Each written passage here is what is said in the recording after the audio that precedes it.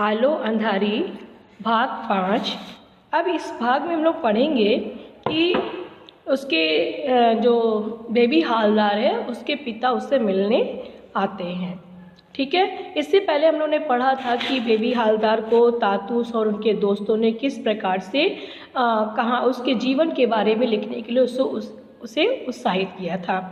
अब हम लोग समझेंगे आशय को। इसी बीच एक दिन मेरे बाबा सवेरे सवेरे आ पहुँचे। बेबी हालदार कहती है कि इसी बीच वो तातूस के घर में रह रही थी, उसके जो पिताजी हैं सुबह सुबह उसके घर आ पहुँचे। मैं उस समय किचन में थी, बेबी हालदार उस समय किचन में काम कर रही थी। उसने देखा कि साइकिल से उसके पिताजी उतरे हैं। अब वो उसने ठीक से पहचान नहीं पाई। घंटी बजाई तो बाहर निकली। उसके जो पिता थे उसे देखकर खुश हो गए और पूछा, बेटी तुम कैसी हो? और अपने बाबा का भी उसने हालचाल पूछा।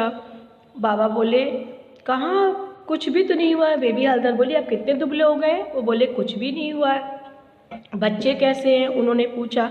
सब कुछ ठीक है, स्कूल गए हैं। मैं तातूस के पास बेबी हालदार तातूस के पास दौड़ के गई और बताया कि उसके पिताजी आए हैं। तातूस ने कहा, उनको बैठाओ और उनको खाना वाना खिलाओ। अपने कमरे में ले गई, चाय पिलाया। वह बोले, नहीं रहने दो, इतनी गर्मी में चाय नहीं पीऊँगा। मैंने जल्दी से एक गिलास शरबत बनाया और अपने पिता को दे दिया। वो बोले, सब ठीक है, तुम्हारी बहुत याद आती है।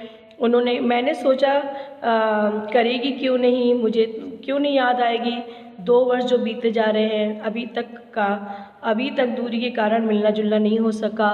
अभी 2 दिन तक के लिए वो वहाँ से चली जाऊँ तो शायद झगड़े शुरू हो जाएंगे। वो सोचती है अगर अपने घर जाएगी 2 दिन के लिए तो उसके घर में लड़ाई झगड़ा शुरू हो जाएगा। मैं अब और वही सब भोगने के लिए तैयार नहीं हूँ। बेबी हालदार कहती है, अब मुझे लड़ाई झगड़ा करना अच्छा नहीं लगता। यहाँ आकर बेबी हालदार समझ गई है, आदमी और औरत सभी अपने पेट की चिंता स्वयं करते हैं और एक जैसा खटते और कमाते हैं। यही समझ पहले आ गई होती, बेबी हालदार सोच रही है, तो उसी हिसाब से मैं अपनी व्यवस्था कर लेती और तब शायद मुझे इतना कष्ट नहीं भोगना पड़ता। बाबा के साथ इधर उधर की काफ़ी बातें करते रहे। कलकत्ता की क्या खबर है, मेरा भाई कैसा है, माँ कैसी है? तो वो बोले, तेरी माँ, तूने कुछ सुना नहीं? क्यों? बाबा के मुंह से थोड़ी देर वो देखती रही। शायद सोच रहे थे कि बताएं, कहीं ये रोने धोने ना लग पड़े। इसी ठीक से सच सच बताना ठीक होगा या नहीं, बाबा सोच रहे थे। शायद बता ही देना चाहिए। और उन्होंने बताया कि तेरी माँ अब इस दुनिया में नहीं रही। जब बेबी हालदार को ये पता चला तो वो फूट फूट कर रोने लगी। उसने कहा कि आपने मुझे बताया क्यों नहीं?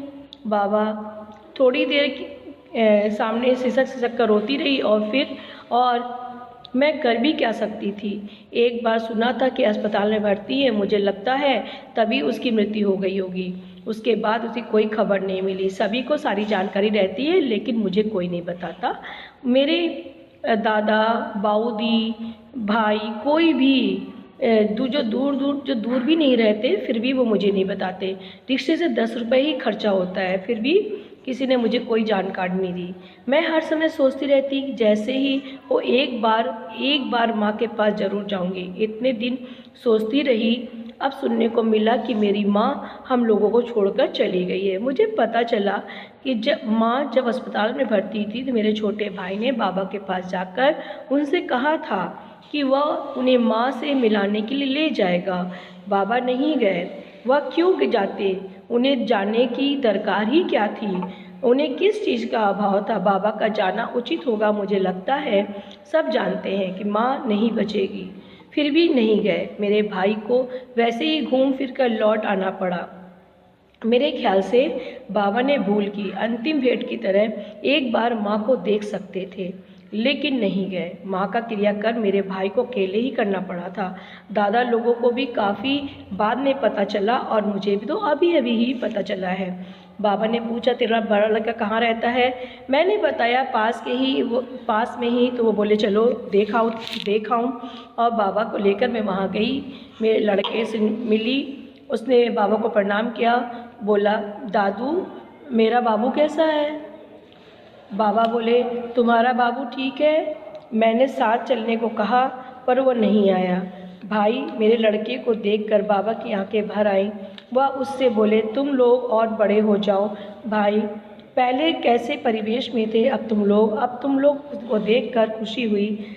मुझसे बाबा ने कहा, मुझे अब कष्ट नहीं होगा बेटा, तेरा लड़का बड़ा हो रहा है, देखना एक दिन यही तुझे सुख देगा बेटा।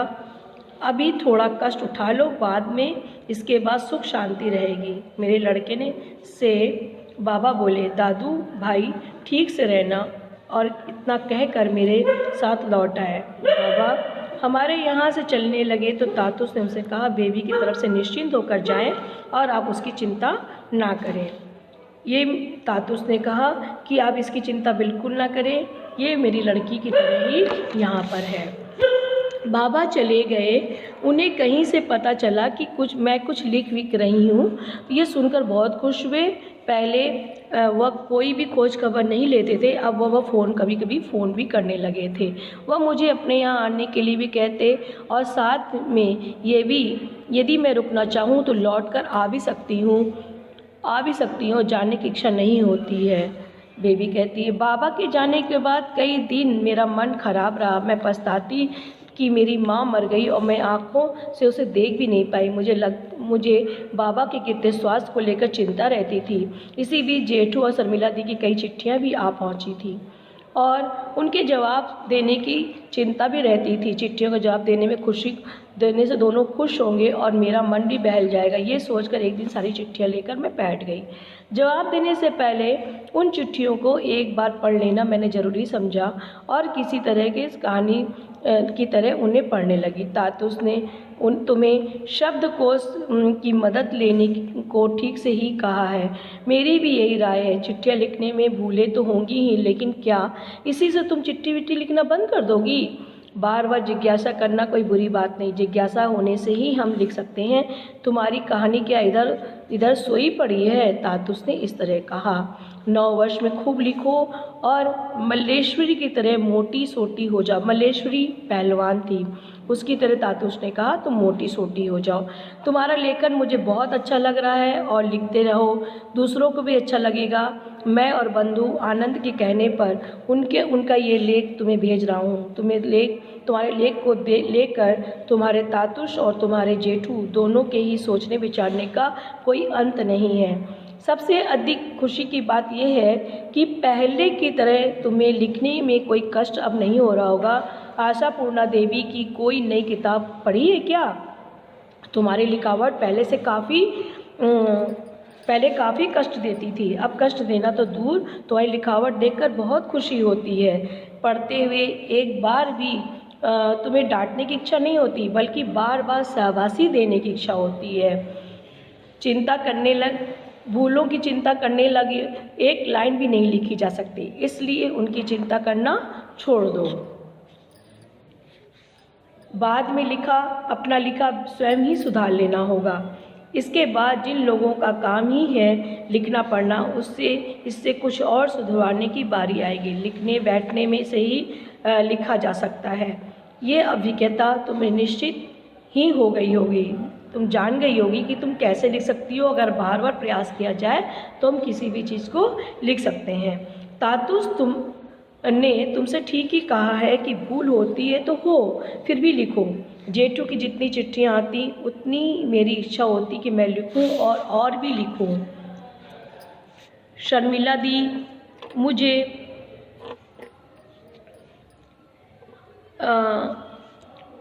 चिट्ठी लिखती थी। उनकी चिट्ठियाँ सुनकर मुझे बहुत ही अच्छा लगता था।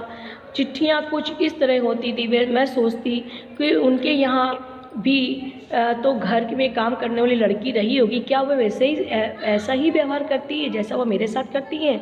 मुझे तो वह किसी घर के काम करने लड़की की तरह नहीं देखती और चिट्ठियाँ भी ठीक उसी तरह लिखती हैं जैसे अपनी किसी बांधवी को लिख रही हूँ, अपनी सहेली को लिख रही हूँ।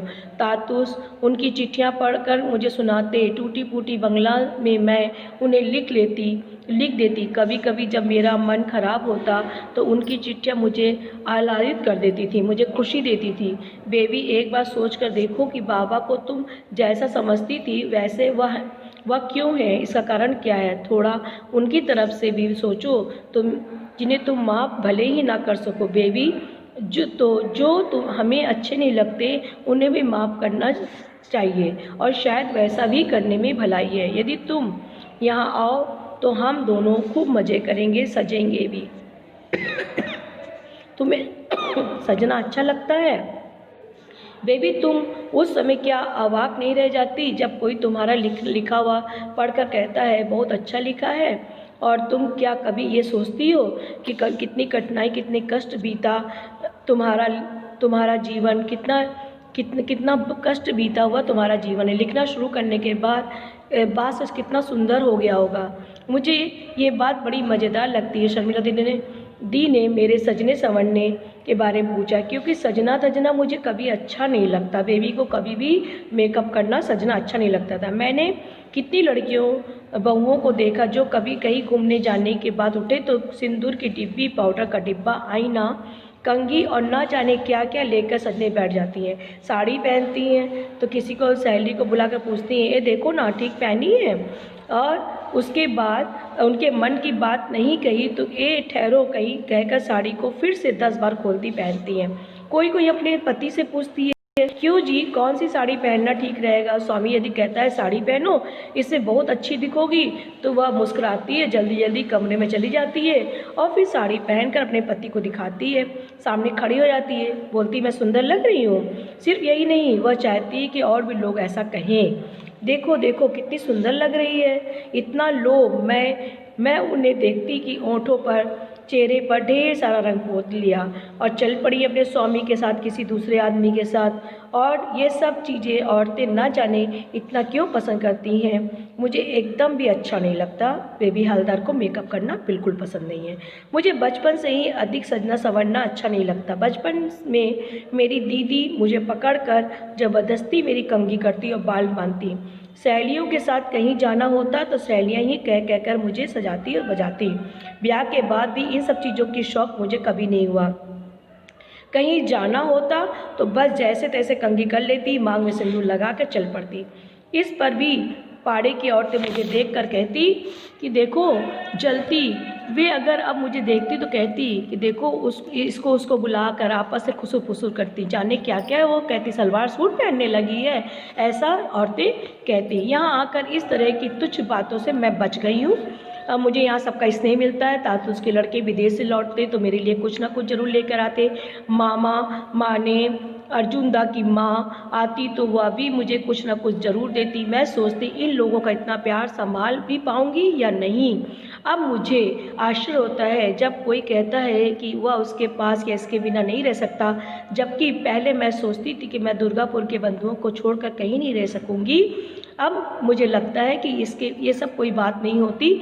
आदमी कहीं भी जहाँ प्यार मिले वो रह सकता है। जो पहले कहा करते थे जिसके या उसके बिना वो नहीं रह सकेंगे, वे आज उनके बिना बड़े मज़े से रहते हैं। मैं भी कुछ दिन पहले उदास रही जब अपने बंधुओं को छोड़कर यहाँ आना पड़ा। धीरे धीरे सब कुछ ठीक हो गया। बच्चों को पाल पोस कर बड़ा करने की तरफ अधिक ध्यान देने लगी और उसमें मुझे इतना सुख मिलने लगा कि अपने बंधुओं से बिछड़ने का मुझे कोई दुख ही नहीं हुआ। मैं अपने बाल बच्चों में मगन थी और इस तरह बहुत खुश थी। उनकी पढ़ाई लिखाई ठीक से चल रही थी। अब वे जरा जरा सी बात पर रोने चिल्लाने लगते, ना ही बेमतलब इधर उधर भटकते थे। बेबी कहती है कि मैं अब वे ऐसी बातें करने लगे हैं जैसे वे वो कभी पहले नहीं करते थे। कभी कुछ ही दिन हुए मैं रात के 8-9 बजे अपने बच्चों के साथ छत पे बैठी थी तो उसमें से हठात मेरी लड़की ने पूछा, माँ तुम कभी स्कूल गई हो? मैं अवाक हो उसकी ओर देखती। वह सोचने लगी कि इतनी जरा सी बच्ची ऐसी बातें पूछ रही है। मैं अब भला मैं इसे क्या जवाब दूँ? कुछ बोलती तो उसके मन में पहले से ही कई जवाब आ जाते। माँ एक कविता सुनाओ ना। मुझे क्या अब सब याद है क्या? फिर भी जो 2-4 लाइनें मन में आई उसे सुना दी। वह खिलखिलाकर हंस पड़ी, बोली इतनी बड़ी माँ और स्कूल की कविता सुनाती है। उसकी बात पर मुझे हंसी आ गई और कुछ दुख भी हुआ। मैंने सोचा मेरे बच्चे जब इस बात पर इतना हंस सकते हैं तो उस समय तो और हंसेंगे जब देखेंगे मैं हाथ में अखबार लिए बैठी हूँ। क्योंकि मेरे हाथ में अखबार पहले कभी किसी ने नहीं देखा था। इस प्रकार से बेबी हवलदार ने अपने जीवन के बारे में लिखा।